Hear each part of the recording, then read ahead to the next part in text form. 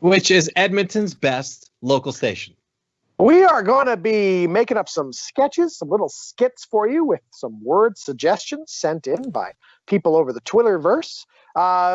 Please feel free to listen because, we're talking, so you might as well listen. If you want to hear some of our older stuff, you can also go to goodimprov.com, which is our website, to hear older stuff. Right? I'm not wrong, right? No, you're absolutely 100% right. Okay, good. I never know if I'm hallucinating or actually saying things. Boy, I hear that. All right, well, we have... Should be a good show. Yeah, we have 3 wonderful suggestions that have come in from our fabulous viewers and listeners. They are the words Egyptian, tuna, and consummate. So we will use those, and we will make some sketches up for you. Yeah. Fantastic. And we can hear Jordan again, and he doesn't have a nervous look on his face, so I think he's ready to go. I am ready to go. I had to mute a tab. Oh, I see. Oh, those tabs. Yeah, I got it. Drink Fanta. Hey, Jordan. Yeah. Do you remember when you tried to recreate the parting of the Red Sea? Yes, I do remember that. And I bought all of the red Jell-O in our entire city, bought out all the grocery stores, and then I had to get a staff, so I cut down the most historic oak tree in town. And then, right as I'm about to part the Red Sea, because pour all the Jell-O into the river, which had solidified, the police come and arrest me. Yeah. Yeah, they were pretty mad. I mean, that was the oldest tree in town. You solidified our only water supply and made it useless and unfit for human consumption.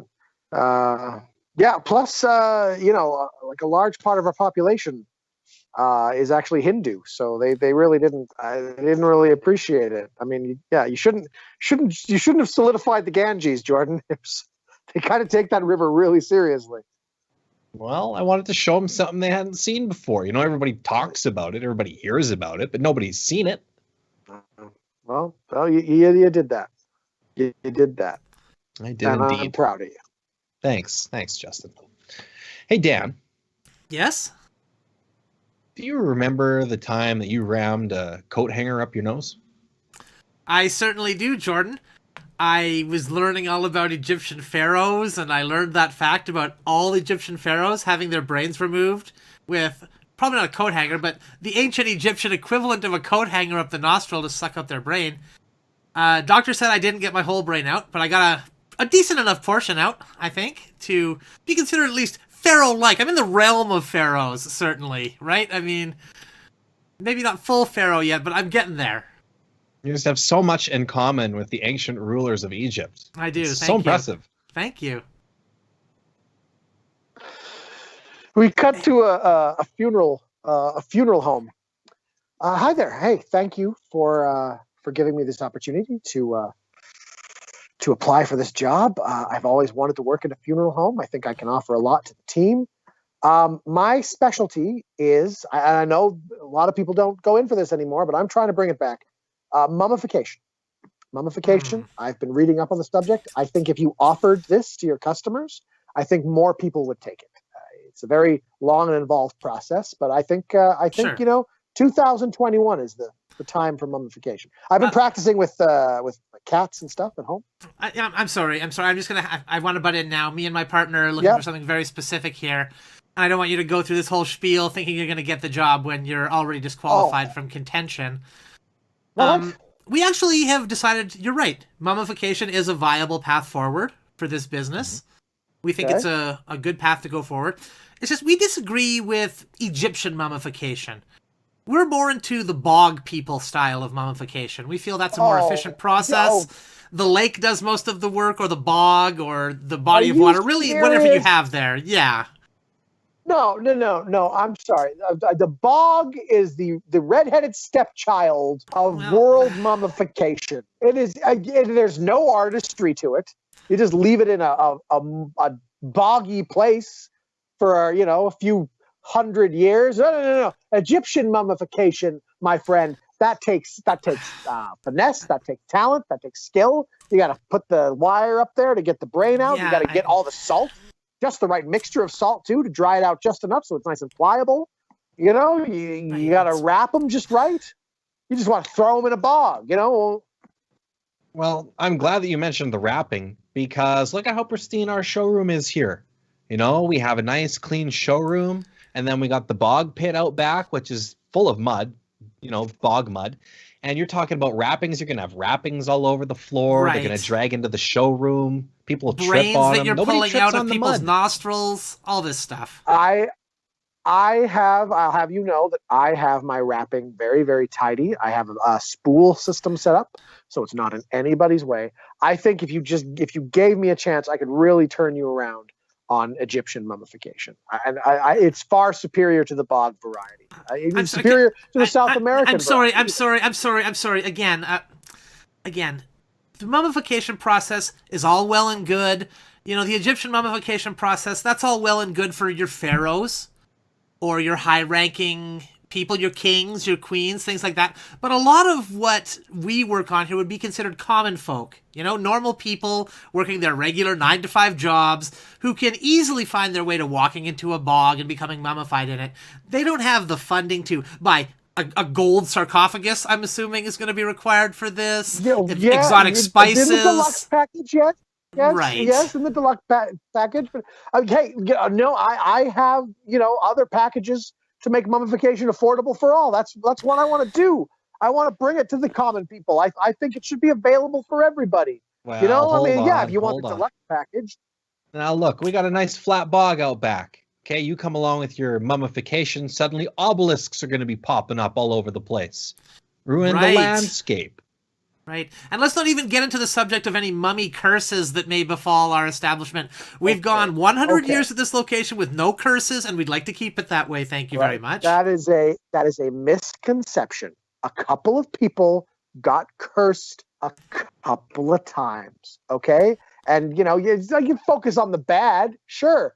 I mean, I could focus on the bad with bog mummifications as well. Oh, you know, it's just for serial killers to dump their bodies in, huh? What if I started bringing that out, huh? A couple serial killers ruin it for everybody. You don't like that. To bog mummification, do you? How do you think I feel? You bringing up curses like that, huh? Yeah, maybe one time a mummy came to life and started strangling people. But you know what? You know, it's a crazy world, okay? It's not... You can't just completely lambaste the entire process based on the actions of one cursed mummy. I think the fact that serial killers would choose to dump their victims in a bog is a point of respect. It shows how much they value the bog as a body dumping area.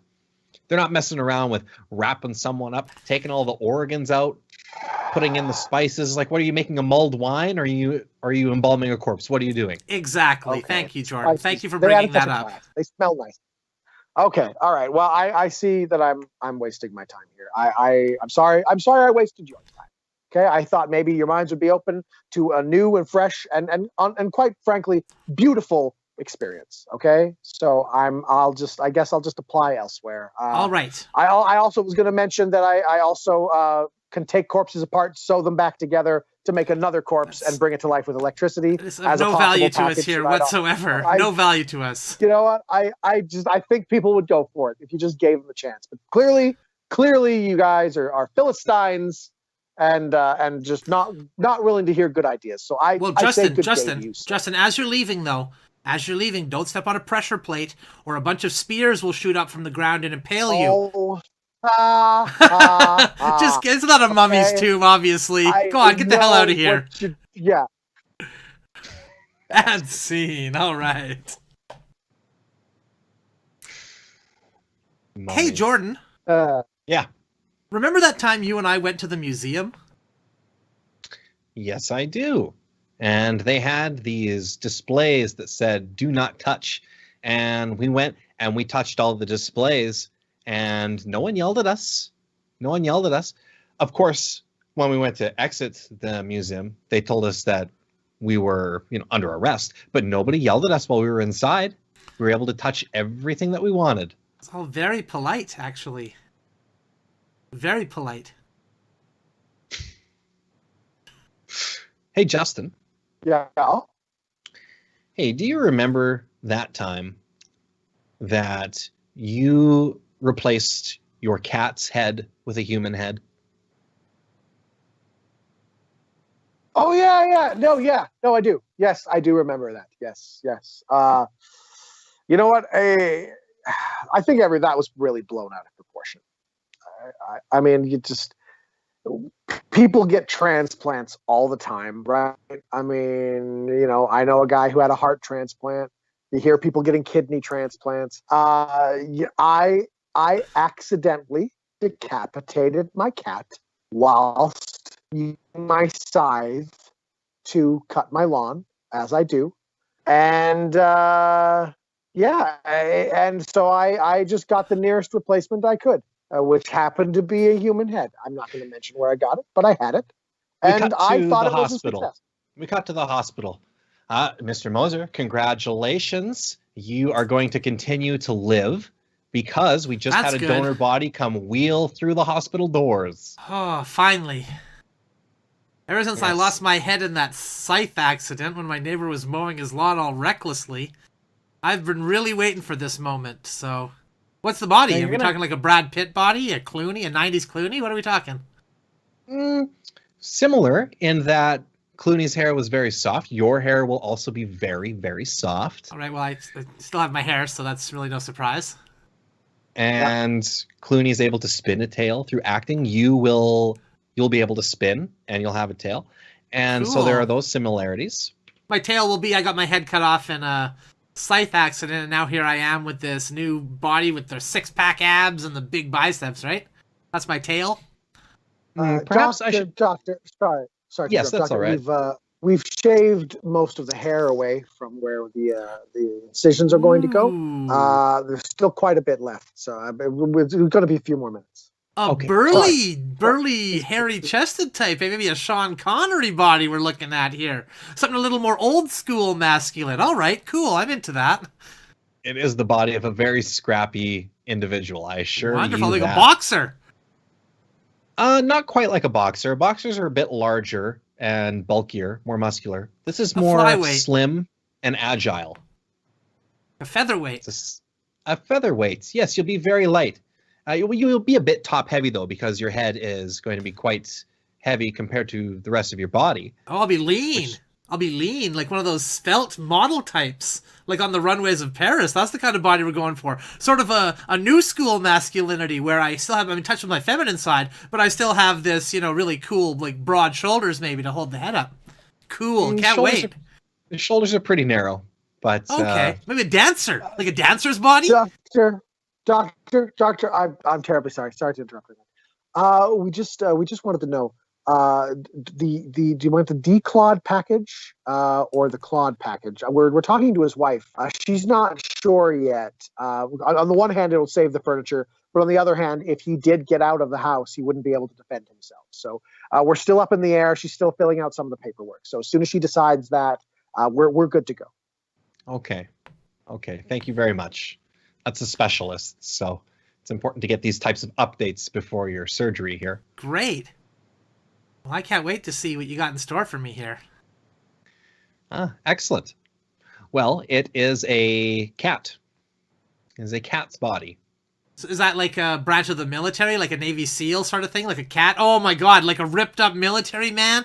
Maybe with a scar along the torso, like a big long scar with a cool scar story? Maybe that could be my tale, huh? I can leave this whole scythe business behind me and talk about my scar on my chest from a raid I did over there in Tora Bora or something. Cool. Well, you will have a scar, but it's more from being neutered in the past, as this individual was. But you will still be able to, as the specialist mentioned, defend yourself if you get into any altercations, say, against a dog or a larger animal. Great. That's wonderful. You said neutered. I had a vasectomy before this, so that's great to keep that going along with the same sort of thing. So I'll have this really awesome, like, ripped up, strong new body, and I'll be able to, have sex with my wife without having to worry about pregnancies. Great. Well, where there's a will, there's a way. I will say this, anyone that crosses your path may have a string of bad luck. I see. Doctor, we're all ready to go, and we have the cone, neck cone ready for after the surgery. We don't want the patient licking anything he shouldn't be. right? All right. Who's a good boy? Who's a good little boy? You're going to be such a lucky boy. All right. I'm going to get the anesthesiologist. We're ready to go anytime, doctor. Fantastic. We cut forward 2 months, and Dan is fully recuperated now. Doctor. Yes? The last 2 months have been a nightmare for me. They've been an absolute nightmare for me. I've been living with my wife, and she refuses to accept my new body. She keeps telling me, you're in a cat body now, you're in a cat body now. She just can't seem to get over the idea that I'm in this incredibly cool, svelte body that I got now. You know what I mean? Like for instance, my hands now are a little smaller, right? They don't have fingernails anymore. They kind of got these cool long fingernails. So that's an upgrade, obviously. Closer to Freddy Krueger right there.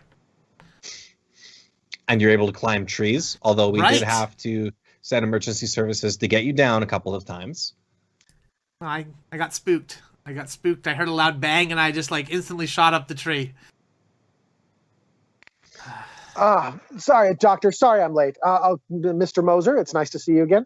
I have the latest round of X-rays we've done here. Great. Just going to put them up on the wall. Now I'm just going to get my laser pointer here.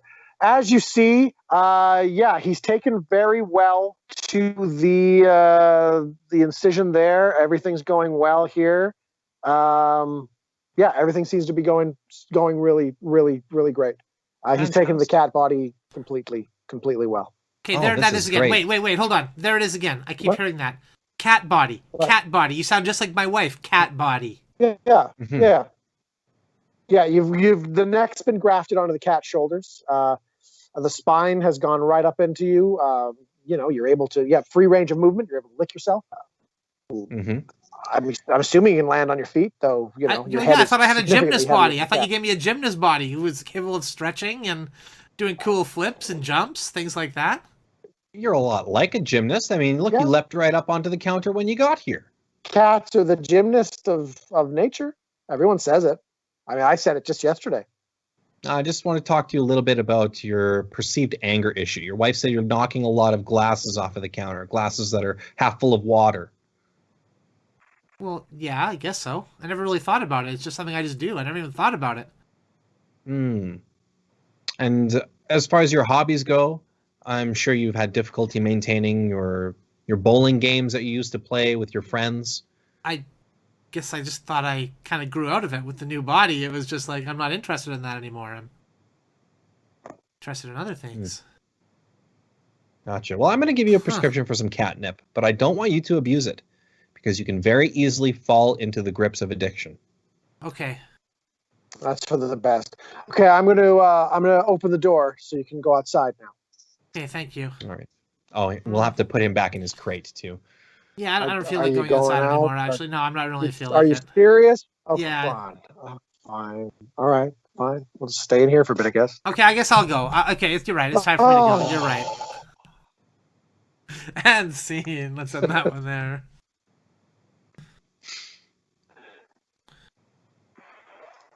Hey, Justin. Yeah. Do you remember when you and I went ice fishing? I do remember when we went ice fishing, and that was that was one of the funnest trips I've ever been on. It was great. I felt we bonded. When you fell into the ice as that practical joke, when you fell through that crack and you were just like, and I was like, oh my God. And I acted all scared, but I knew you were just joking around. Yeah. I mean, you committed too. You stayed down there for like a good 10 minutes. Yeah. Doctors say I lost up to 10% of my brain capacity. That's commitment to the bit. I mean, I can't believe you did that just to entertain me. Yeah. Yeah. That was something else. It scared all the fish away though. I mean, but forgiven. I forgive you for scaring the fish away. Because I mean, it was such a funny gag. You fell into the ice like that. Just glad you enjoyed it. Yeah, no problem. Bet it was the best birthday you ever had too, huh? Oh yeah, definitely. Yeah. When the hospital found out it was my birthday, they gave me an extra bit of Jell-O. Oh, lucky little skunk. So Anyway, yeah. After you went off in the ambulance, I just kept ice fishing, and then these women came by, and one thing led to another. Yeah, you've told the story many times. You've told the story many times at this point. Yeah. Ice fishing threesome, as I believe they commonly call it. Yes. All thanks to you, buddy. All thanks to you. Glad to have done it. Such a Couldn't great be happier. My nurse was old fat dude who gave me a sponge bath every day. Oh, okay. Hey, spare the spicy details. Yeah. Hey, Dan. Yeah. Do you remember when? Let's send it back the other way. Hey, Dan. Do you remember when you wanted to become world swimming champion? I do remember when I wanted to become world swimming champion. So I got the best coach in the business. A bottlenose dolphin. Those things can swim like nobody's business. Yeah. I mean, it was quite the upset. It was quite the upset. I mean, everyone was expecting big things. Everyone was really expecting big things. Yeah. We cut to the ocean. Match didn't go through. Cut to the ocean. Justin, I'm concerned about Dan because he's splishing and splashing out there in the water. There's sharks in that water. There's octopus in that water. There's things that can get you. And he's out there saying he's looking for a swimming coach so he can blow away the record at the Olympics. I tell him that, man. I tell him, you'll get a human coach. Everyone else is a human coach. He's convinced that if he gets coaches from the water, he's going to be a better athlete, you know? I mean, he's been taking lessons from that octopus, and that's not been helping him. I mean, he's trying to blow water out through his butt, and it doesn't work. It doesn't work. He can't swim like an octopus. He says he's taking lessons from an octopus, but all I see is him getting attacked by an octopus over and over again. And he says it's imparting knowledge on him on how to swim better. I don't know. Whew. Hey, guys. Hey. We've been out here. We've been out here for quite a while, Dan. I mean, yeah, I'm just coming out of the water here now. Do you know why I don't have a shirt on? Marks on your body there. Oh, yeah, I was training pretty intensely today. I see you found a school of tuna as well. You get any pointers from them? Well, by pointers you mean like they're like sharp scales against my skin? Then yeah, absolutely. They were really showing me how in a swimming race you're gonna have to contend with fish rubbing up against you and intimidating you like that. They're all swimming so close together. So Dan, I'm a little bit concerned because at the last competition, it's just a little pre-competition, but you dragged a bottlenose dolphin out of the sea and placed it just outside of the swimming pool at the swimming competition, saying it was your coach, and then it wound up dry drowning. I know, believe me, that was one of the most traumatic days of my life. That's why I do this now, to honor the memory of my poor fallen coach. You know, he dies on the day of my swim championship, well, pre-championship, but still, he dies on that day. That was traumatizing for me. You know how many coaches I've had die?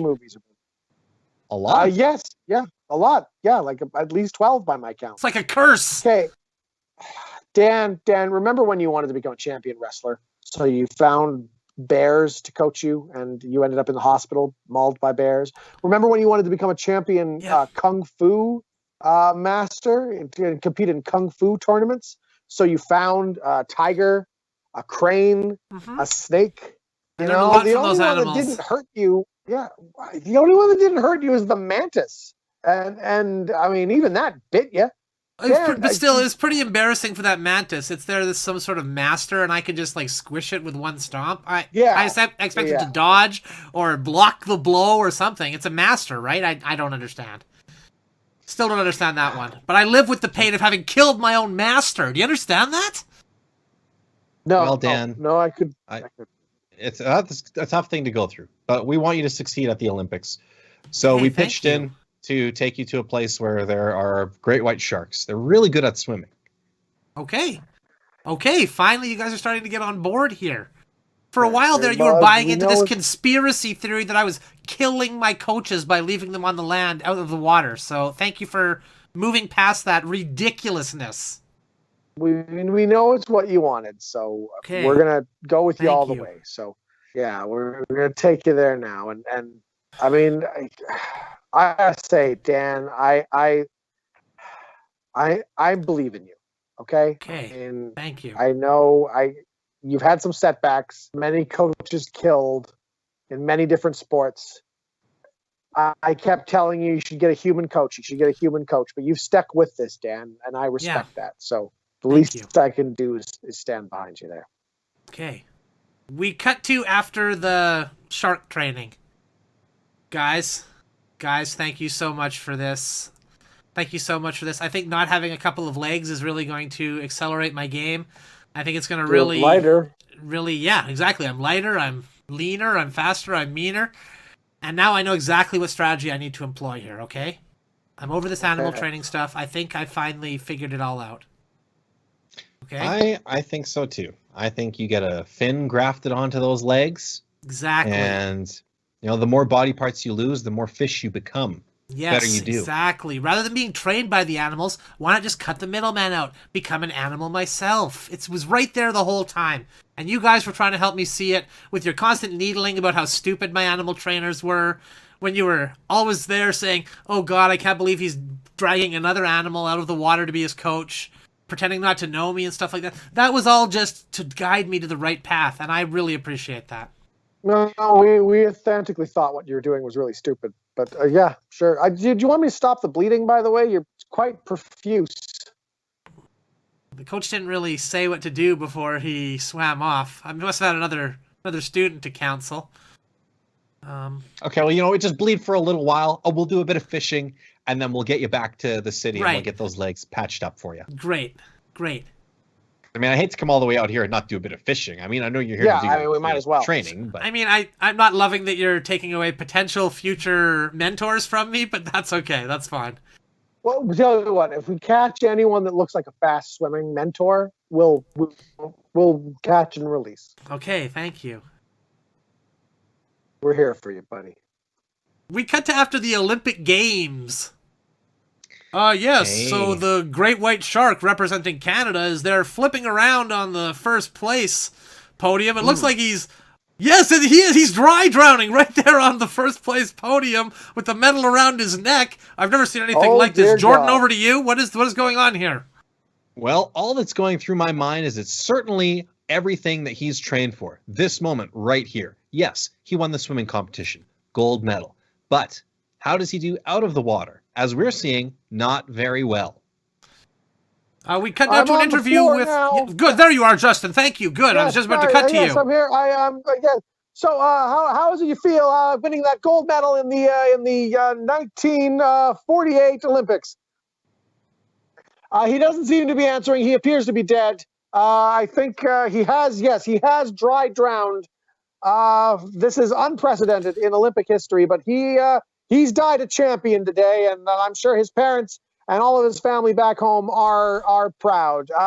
Several of the competitors are already cutting him up. I guess shark fin soup is a delicacy in several of their countries, so why not? Might as well not let him go to waste. So he's left a winner, and I think he'll make some people very happy and satiate some hunger tonight at the Olympic luau fish barbecue that they're going to be holding later tonight. Thank you. Back to the booth. Well, I look forward to his induction into the Sports Hall of Fame. As do I. And scene.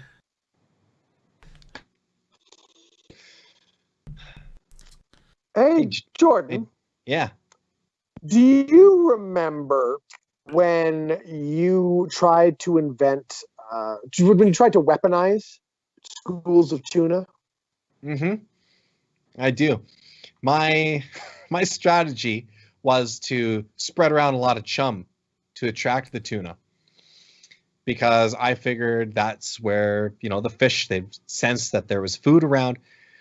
Of course, this didn't work very well because I was doing it in the middle of a landlocked Ohio. But I'm convinced that had I continued to spread the chum around, the tuna would have eventually made their way inland. Okay. Yeah. It's I think the main flaw in your strategy was the lack of salt water. But if you could have gotten your opposing army, into the ocean, I think you would have had something there. Well, I agree. I mean, I would have liked to have tried salt water, you know, spill out a bunch of water, sprinkle some salt in it. Maybe that would have got them to show up. But Yeah. I don't know if the tunas are just cowards or what. They didn't show. We'll never know. We'll never know. I'm sure your plan to weaponize ostriches will go much better. I think so. Hey, Dan. Yes? Do you remember when you ran out of mayonnaise? Yeah. I remember when I went out of mayonnaise. And I was trying to make that tuna salad. And just going back to that moment now, I was frantically searching through every cupboard. No mayonnaise to be found anywhere. And eventually it just dawned on me, I just don't have any mayonnaise. I don't have any. And so I put Miracle Whip in the tuna salad instead.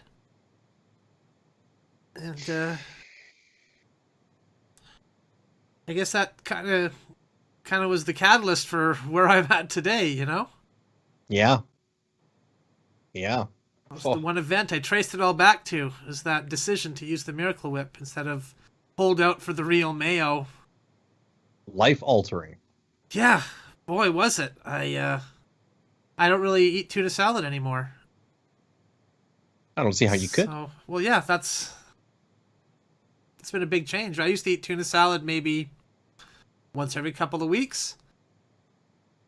Now I'm not eating it at all. And we cut to the office in the ad executive building, and he is turning off the conversation we just heard from the TV. Okay, gentlemen,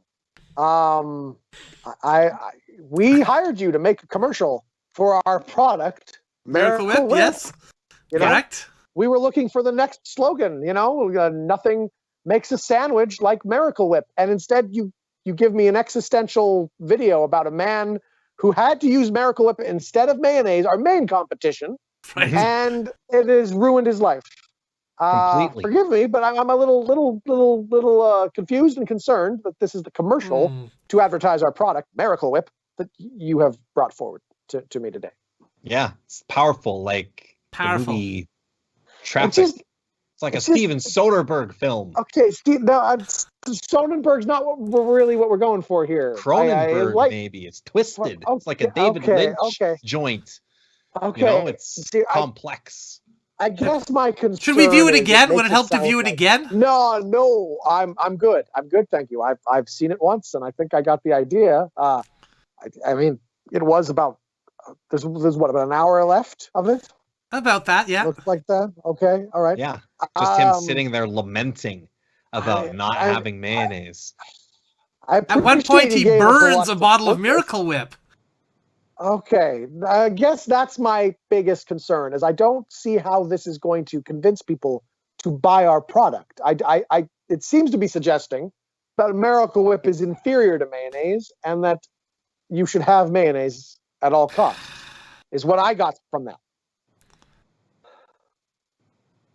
Well, the subtext of the piece was love at all costs, Okay, yes. Yeah, love of mayonnaise, though. He hates if you want to boil it down to the gee whiz, I just watched something aspects of it, sure. Like what you saw on the screen, sure. If you, without context, you'd think, oh yeah, that's obviously, this person deeply hates Miracle Whip. Obviously, that's what you'd think. Even with context, I mean, he clearly deeply hates. Okay, you know what? Let's clean slate. Let's put a pin in that for later.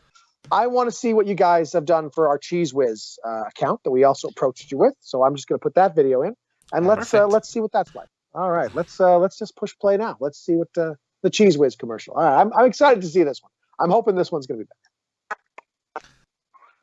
Fuck Cheese Whiz. Okay. Yeah. Yeah. Powerful messaging. I like it better. Very powerful messaging. It was to the point. It was concise. Again, A shorter it piece for sure. seems to me it was a much shorter piece. It seems to me that it's suggesting that our product is not something that people should buy. It seems to be suggesting people not purchase our product. Not at all. Not at all. It's set against the backdrop of World War II, where this soldier finds out that Hitler is eating a Cheese Whiz sandwich. So he says that powerful line. All in subtext. First of all, I didn't see any of that in the film. He's clearly just standing in a very contemporary living room. Secondly, you have subtext where Hitler is eating Cheese Whiz? You gave our sandwich spread to be eaten by one of the most hated people in the history of the world? How are you thinking letting Hitler eat our Cheese Whiz is going to sell it? Well, it wouldn't make sense for him to say fuck Cheese Whiz if Hitler wasn't eating it, now would it? Okay. It doesn't make any sense for him to say fuck Cheese Whiz anyway. It's a commercial advertising Cheese Whiz. Okay, you know what? Third time's the charm. Third time's the charm. I'm going to take this tape out. We'll put in our tape for usually our clients are just champing at the bit to have these commercials on the air. I don't understand what's happening here. I'm hoping usually you make commercials that try to sell the client's product. I mean, so far all these have been propaganda ads against my product. Okay, well, you know what? I brought a sample of some of our other work. Maybe you'd like something more in that vein, I guess. We can show you one we did for Crest toothpaste. Okay, let's see it. Sure, let's see it. All right, go ahead. I'll put that tape in. Great. All right, here we go. Let's see. All right. Crest toothpaste is recommended by 9 out of 10 dentists. For a fresh mouth, try Crest toothpaste every day. That was great. Well, hold on. Oh, there's more? Yeah, now as you can see, a hate mob now busts through the door and executes the man with a shotgun. Oh my God! Oh, there we go. And they're not done yet. Now they tie his body to 4 horses, and the horses pull him apart. Yeah. Jesus Christ! The Crest logo is prominently featured during this point, as you can see. It's flashing on and off the screen. You see that? And now they're cannibalizing him. Oh my God! They're actually eating him. How'd you afford all these special effects? I mean, this had to cost a fortune in makeup effects. We have our sources. Okay. No, I gotta turn this. I gotta turn this off. Powerful stuff, God. Right? That started off so well. You talked about the product. You said dentist recommended it. It's suggested to people that you should get it because it's recommended. They insisted we have those lines in the piece. Otherwise, it would have been totally silent. Okay. You know, maybe I made a mistake. I mean, people recommended you guys to me. They said you were very avant-garde, but apparently avant-garde is not my thing. I just want a very simple ad saying, "Hey, our products are good. They taste nice. You should buy them." That's what I'm looking for here. Okay? Maybe I'm old-fashioned, but that's what I want. Okay? In an advertising agency. Oh, that's your prerogative. I guess. I've never really heard a request like this before, but seem like you know what you want. I have no choice. I have no choice but to not go with your ad agency and shoot you both. Oh! Ow! So remember, for your choice in ad agency, pick Johnson's. Wow. Such good instincts. See, it was meta. It was all a commercial for an ad agency. That's right. Nice. Meta humor. Yeah.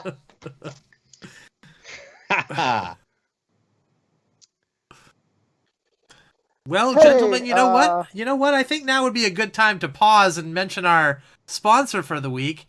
Now, for all you folks out there who require insulin for your diabetes, or really any kind of injectable medicine at all, we have a product that you're not going to want to miss. This could replace literally every injectable drug in the entire world. Anything that you need to inject. Go with Confused Mall. Confuse them all. RX. Not tested on animals, and you can inject it yourself right at home. That's right. No prescription required. We don't even know what it will do. 9 out of 10 doctors don't even know what it is and say they've never heard of this product. So, I mean, 9 out of 10 doctors, that's pretty good, right? You should probably get some. I would. I trust them. I would. So, get yourself some Confuse-em-all. Today. RX. Yeah. It has an RX, so it's technically medicine. That's right. That's how right. that works. These guys have walked right up to the line on what's legally allowed. You know what they say, right up to the line of what's legally allowed. But what I hear when I hear that is cutting edge stuff. That's what right. I hear when I hear that. Cutting edge stuff. Before I started using Confuse-em-all, I was very sick. I continue to be sick after using Confuse-em-all, but I feel a little bit better because I have this product now. And just buying things makes me feel better. Before I started using Confuse-em-all, I was really suffering with my diabetes. That's Confuse-em-all. I was really, I was having trouble, really staying on top of it. But now that I've taken Confuse-em-all, I don't care. I'm still having trouble staying on top of it, but I just don't care anymore. I'll just drink a Pepsi, chase it down with some Pop Rocks. Cool. Because, I mean, whatever. Just relax. That's cool. Confuse-em-all. Well, see, I got my own Confuse-em-all story. I used to be really into pills. I'd do pills a lot. But I'd keep them all in the same jar, and I'd forget which was which and what did what. Oh. So now I just got a nice all-in-one injectable Confuse-em-all. I can shoot that right into my arm, and it'll take care of whatever is wrong with me. Headache? Confuse-em-all. Sleeplessness? Confuse-em-all. And the best part of Confuse-em-all, Jordan and Justin, not only is it endorsed by us, it's also endorsed by a little ceramic figurine of a doctor. Well, yeah. That's the 10th doctor. And the best thing is it's so easy to use. I mean, all you have to do is get the syringe, prepare the medicine after keeping it at a very cool temperature of minus 20 degrees. It has to be kept at that temperature, or it gets really, really hot. Like it boils when it hits the air. So all you gotta do is take it out, and it's just 2 simple syringes. One in the arm, as you see there, and the other just at the edge of your eye, right there. And after 2 simple syringes, and then of course a cocktail of various pills you have to take along with it, you're good to go. You're good to go. Nothing use them all. I use it every day. From the makers of what the hell's in this?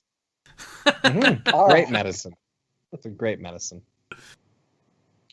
Hey, Dan. Yes. Do you remember when you tried a new type of prophylactic? I do remember when I tried a new type of prophylactic, just keeping my hand wrapped around it real tight so that nothing got slipped out. It wasn't super effective. It was really hard to do anything with it with my hand all bunched around it like that. It was quite uncomfortable as well, so back to the drawing board, unfortunately. My second refinement, using my other hand to do the same thing, it was no better. Basically, all the same problems of the first, with less control because I'm right-handed, So. Yep. Hey, Justin. Yeah. Remember when you wanted to consummate our business deal? I do remember when I wanted to consummate our business deal, and that's why we're not doing business anymore. I, for one, was offended that you took that the wrong way. I mean, where I'm from, I'm sorry, call me old-fashioned, but where I'm from, when 2 gentlemen, have a business deal, and there's no signing of papers, there's no lawyers involved, they just work out the arrangement and then quietly and silently make love on the boardroom table. And when we're done, that's how we know that deal is solidified. And okay? I told you the person who was offering the product needs to provide some sort of food thing before the consummation occurs. And that is why we cannot do business. Different philosophies. You know what? Just, yeah, what's this world coming to? What's this world coming to?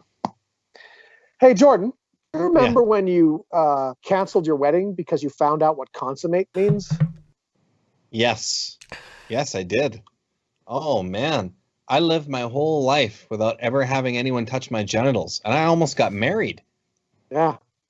And then at the wedding ceremony, somebody whispered in my ear, oh, I bet you're looking forward to the honeymoon.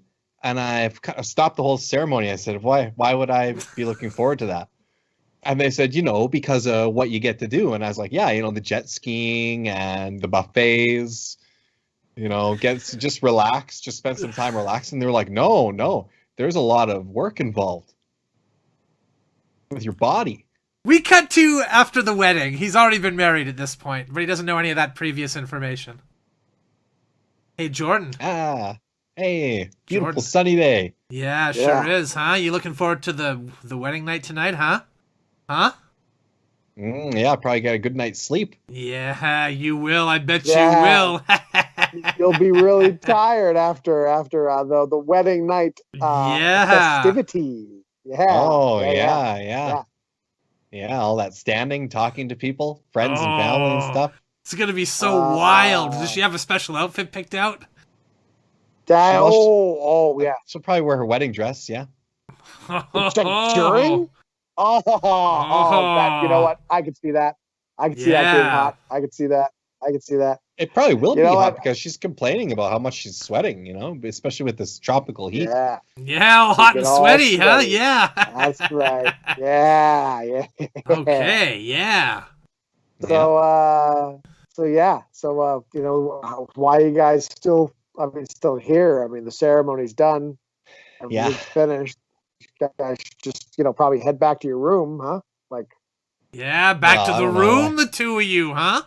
Yeah. You probably want to get into that bed right away, I bet. That's right. Been holding it in. I have been holding it in. I don't know how you knew that. I have been holding it in. My desire to watch Law and Order this evening. It's on tonight. Oh, it's going to be a good one. Yeah, get some handcuffs in there, huh? Okay. All right. Dan. Can I talk to you over here for a second? Yeah, okay. Don't you go anywhere, okay? Don't you go anywhere, Jordan. Okay, I'll stay right here. Hey. Oh, man, he's in for a wild night tonight, huh? Okay. Is this just me, or does he not seem to know what's going to happen to him?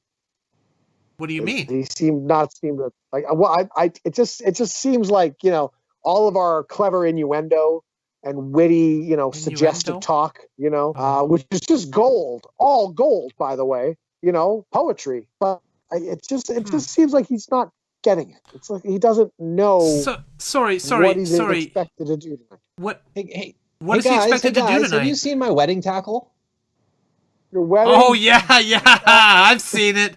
Is he gonna be using it later tonight? I bet, huh? You're gonna show that wedding tackle to your wife later. Oh, she's gonna be real impressed. Real impressed. No, I need it now. I'm trying to catch a large fish here. I was hoping one of you had it. I don't. Maybe it's back in the room. I don't know. Okay. So wait, Justin, what? I don't understand. What's gonna happen to him tonight? What innuendo are you talking about here? I don't. The consummation of the wedding, the sex he's going to be having in his room later. What? Why would he want to do something like that on his wedding night? It's a joyous night. Sounds like he's got a fishing trip, some Law and Order lined up, some nice rest. What? I thought that's what you were referencing. You're not referencing the fact that he is expected to go have sex up there. You weren't referring to any of that at all. Not even a little bit. No, I was thinking he was gonna, get into his bed, have a real good sleep because it's been a really tough night, and his wife's going to fall asleep with her wedding dress on because they're too tired to change into their pajamas. I don't understand. Do you not know what's supposed to happen? I don't. Yes, yeah, hey, yeah, Jordan, yeah, hey, buddy. Hey, guys, I was wondering if you would be able to look at my twig and berries, because I think my berries sat out too long in the sun, and my twig, I was whittling here. I don't know where my twig went. I can't stop playing with that twig. Okay, No, I why are can't. you talking like that if you don't know that? Okay, all right. Okay, Because it's both of funny. you He's come in. always Both of playing you with come in. that twig. I don't understand. Huh? It's so weird. I've never seen a guy whittle so much. Do either of you know what a couple is supposed to do, legally obligated to do, contracted to do by God Himself on your wedding night? Oh, I know what you're talking about. I think I know what you mean too. Don't You you do? worry. I'm sure we'll have our first I- argument sooner or later. It's bound to Okay, happen. Yeah. yeah, no, I was going to say the more It's been you a were talking, stressful the day. less It makes I was sure sense. you knew. No, you're supposed to have sexual intercourse on Huh? your wedding night. That's what you're With supposed who? to do. You, with your wife, the Why? person you're What? marrying. Yes. Why would I ever do that to her? Hold on, hold on, hold on, hold on. Supposed to do. Hold on. Justin, do you mean to tell me that when you got married and we came to your wedding, you were running off at the end of the night to have sex with Cheryl? Yes. Yes, we did. We went to Oh my the God! hotel, and that's what we did. I said That's go what get you're her, buddy, and I supposed to gave do. you a high five before you ran off. I never would have done that if I thought you were going to have sex with her. I assumed that's what you were talking about. What else would you have been talking about? Like, run to the vending What do machine you and get some think? M&M peanuts. Way to go. Oh, no. We had sex. You're With supposed to have sex on your wedding night. I mean, it's a given. You forgot. Even if you don't feel like it, you're supposed to, right? It's just what you're supposed to do. It's understood universally. Wow. I don't understand this at all. I mean, it seems like that'd be the last thing I'd want to do with the woman that I just married. Because What? if I had sex with her, then she would gain all the power in the relationship.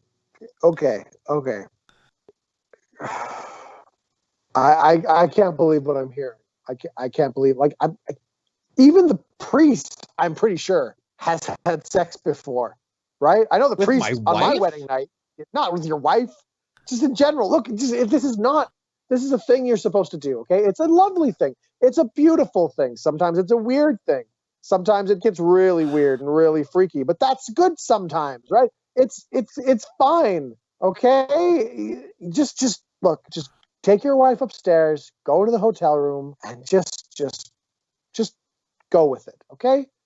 Do you want me to record Law and Order for you? Just what? Do you want me to record Law and Order for you, Jordan? If you got to go up there and Well, basically, I mean, I'd like to watch it. yeah. I mean, So do I just watch it later, or do I?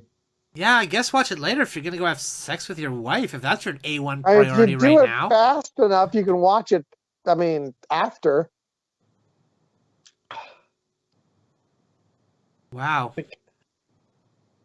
I'm pretty sure your wife is expecting this to happen. I don't know. I mean, she hasn't given me any indication. Hasn't given you any. She's been giggling with her bridesmaids the entire time. One Yeah. of them came up to me. One of the bridesmaids came up to me and said these words.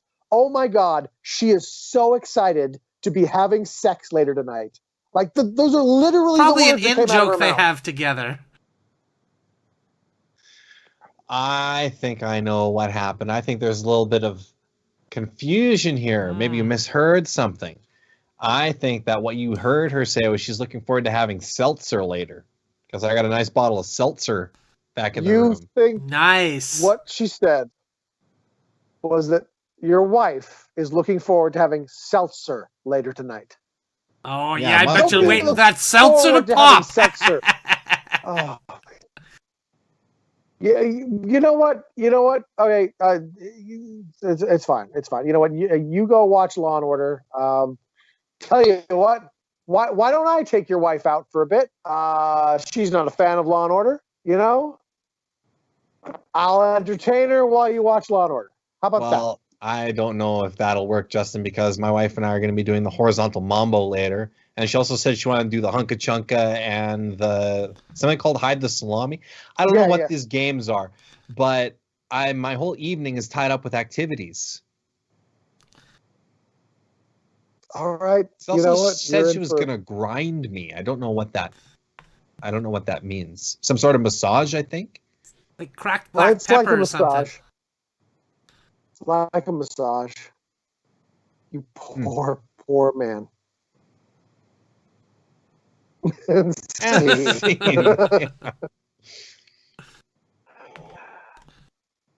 Hey, Dan. Yes?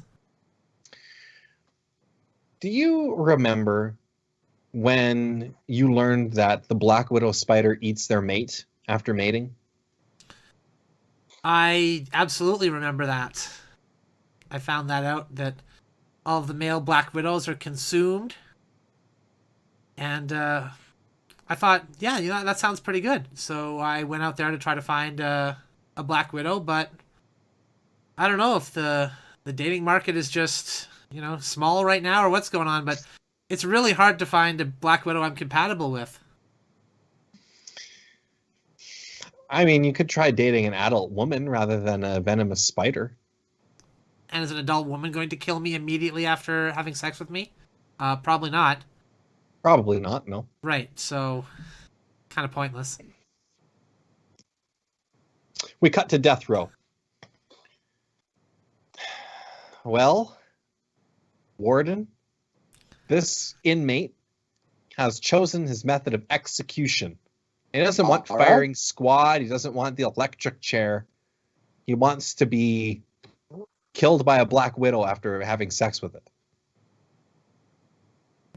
Yes. Okay. Okay. All right. I just want to check I didn't mishear you.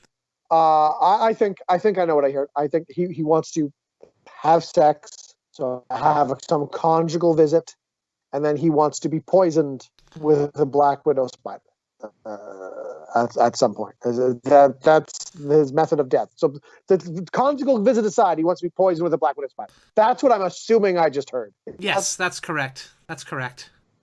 Yeah, for the conjugal visit, I have a list of various black widow spiders I'd be willing to have sex with. Here. Okay. Okay. So, all right. I wasn't insane. I heard correctly. You want to actually have sex with the spider itself. Mm-hmm. It won't kill me otherwise. I think it might. I'm going to be honest with you. I think it might. I think if you tried to have sex with it, its instinct would be to bite you and would probably kill you without the sex. Honestly, I don't think the sex is at all necessary. I'm concerned as a prison guard, having been in similar situations before. I'm concerned you're going to kill the spider while you're having sex with it, and we're going to have to add extra time on your sentence if that's the case. What similar situations? What similar situations have you ever been in that is anywhere remotely like this? When have you had a prisoner say, "I'd like to have sex with an insect or an arachnid as my method of death"? At what point did you have a similar situation? Sorry, just to clear it up, it's not an insect or an arachnid. It's very specifically an arachnid. Just wanted to make sure we're all clear on that. Okay, all right. Okay, fair enough. I mean, this state gives you the right to choose your own method of execution. I mean, we got that guy that picked old age, and he's still here. It's a stupid law, but whatever. It's the law, and we have to enforce it. Okay. But this is a list of black widow spiders. You have a specific list. There are names on here. How do you know their names? Just ideal ones. If you can get those ones, great. If not, then just any old black widow will do. Oh, what we can get for you is a Blu-ray or DVD copy of the film Black Widow. You could have sex with that, and then... I can't see how that would... I mean, that may kill me in spirit if I had to sit through watching something like that, but I can't see how it would actually kill me afterwards. You know what I mean? Fair point. Black widow spiders are like, they're difficult to find. Would a brown recluse do? They're poisonous. Common around I really here? don't feel like compromising on this. It's my execution. It's a big day, We do have Mrs. Smith in the women's prison. She is African American. She was recently widowed. I don't know if she'd be willing to have sex with you, but she can certainly kill you. Yeah, she's killed before, like a lot of guys. I'm sure she's a very nice lady. I'm sure she's a very nice lady, but No, I've made up my mind. It has to be the spider. Okay. Well, there is the UFC fighter with the nickname the Spider. That's just kind of generic, Silva. Right? The Spider. It's not the Black Widow. Were he to be called the Black Widow? Maybe. But even right, that. Well, let me make some calls and see what I can do for you. Okay, thank you. We cut to after the calls. Okay, so I've got some good news. I've spoken to several museums and zoos, and one of them has a female Black Widow spider that is receptive to mating, is highly venomous. Okay. Will likely kill you with its bite. Now we're talking. They want to film it, and they want to put it on planet Earth. So your execution will be filmed and then narrated by David Attenborough. Huh. I guess that makes sense. You want to capture every aspect of a Black Widow's life. And if part of its life cycle is coming into a maximum security prison to the death row to have sex with a condemned man before she ultimately bites it, then I guess you really want to document that with... Well, wait a minute, though. Won't that extend my execution date by quite some time? I know those documentaries by the BBC are filmed over months and months. They take a while. It might take them a while to get the good shots, right? I mean, those BBC cameramen, they're relentless. They will not stop until they get the shot they want. I just hope you're not using this as some sort of ploy to try to escape the prison. You know, you're on death row. There's going to be a dangerous spider in the mix. A lot of things going on. A prisoner could easily slip through during all that confusion. Oh, a prisoner. I thought you were talking to me. I'm like, I'm the warden. I can leave the prison anytime you're talking to him. Oh, that makes a lot more sense. I'm sorry. Fine. I'll level with you, all right? I'll level with you. I don't want to have sex with a Black Widow spider and have the spider bite me. Obviously, that's ridiculous. I was going to use the spider to escape the prison and then go on to kill a whole bunch more people. Okay, well, I'm embarrassed now because Planet Earth people are really excited to do this. I mean, David Attenborough is already practicing what he's going to say. Are you really going to tell Sir David Attenborough, a national treasure? Well, I'm an American, so I really don't care too much about the British knighthood system. He's a treasure that transcends borders, okay? It's David Attenborough. His brother was in Jurassic Park. Fine. Directed You know what? Gandhi. I put you in this position, I guess. It wouldn't be right for me to just walk away now. Fine, I will do it. I'll have sex with the spider. The BBC can bring their 4K cameras in here and get all the sweeping slow-mo shots of the spider crawling on my penis that it needs. We cut forward 4 months. Dan, I've got another letter for you from the spider. This is the 12th one. Yeah, I know. The spider got a little bit clingy there, honestly. So, maybe I'll bite you after the next time. Well, maybe I'll bite you after the next time. Well, I really got into this relationship to be having sex with the spider and then being bit by the spider to die immediately. I don't know. Because your case generated so much tension, the governor has issued you a stay of execution. Another one. Great. Okay. Yeah, the governor really wants to see how this turns out. He's watched the first part of the documentary. It's amazing that BBC has gotten 3 4-hour documentaries out of this. I mean, normally it's just like a 5-minute clip in one episode, but no, they went all out for this. God, this is the problem. I've never had sex with a Black Widow and being bit by it before. It was all just a fantasy thing at the start, a way to try to escape the prison. But now that I'm in the situation, I can see, maybe not all Black Widows can devour their mate right afterwards. Maybe they just get, real clingy and annoying and drive the mate away. Maybe that's what happens. I mean, it's possible, but I mean, thanks to you, we now know that, and we know a little bit more about our beautiful natural world. I just wish they wouldn't keep insisting that I filmed cameos with British celebrities on the show. It's demeaning. By the way, we're gonna let you out next week for a bit. You're booked on Graham Norton. Yeah. I suppose the spider will be there too. No, but Emma Thompson will be. So you'll be interviewed with her. All right. Nice. And then you're on Jonathan Ross the next week. So Yeah. Great. Yeah. Get ready for that. And then You're in 8.5 Cats. does countdown. That's right. Boy, you've really made it. You know what? I know you're American. I know you're an American prisoner on death row, but in Britain, you're a national treasure. I can't even understand what they're saying on these programs. That's on the scene there. We didn't get to see Oprah interview you. That's too bad. Alas. For the next show, maybe. Well, I will tell you this, Jordan. My popularity is at an all-time low. I'll tell you that much. Okay. You have just listened to The Good Improv Show. It happened right here on YouTube. It happened right here on gradio.ca.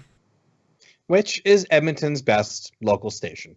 As always, we would like to thank you so much for listening. We do this to hopefully provide some funny for you, to brighten your day. We provide it for free. So, yeah, go to our website, check it out. Follow us on social media. If you want to suggest words that we can make sketches out of, feel free to do so. And thank you very much for spending your time with us today. We really appreciate it. Yeah. Well, except Jordan. But, you know, he's emotionally distant. He's difficult. But Dan and I totally appreciate it. Yes, please consider donating so I can buy emotions. Our PayPal is just over there on the TV screen. Yeah, if you really liked us, give us a donation. If you really hated us, give us a donation so that we can buy stuff to destroy our lives. Either way. Yeah. We promise we will spend it on things that are very unhealthy and will lessen our lives considerably. So it's a win-win for everybody, really. Thanks for watching, everyone. Bye-bye. Have a nice day.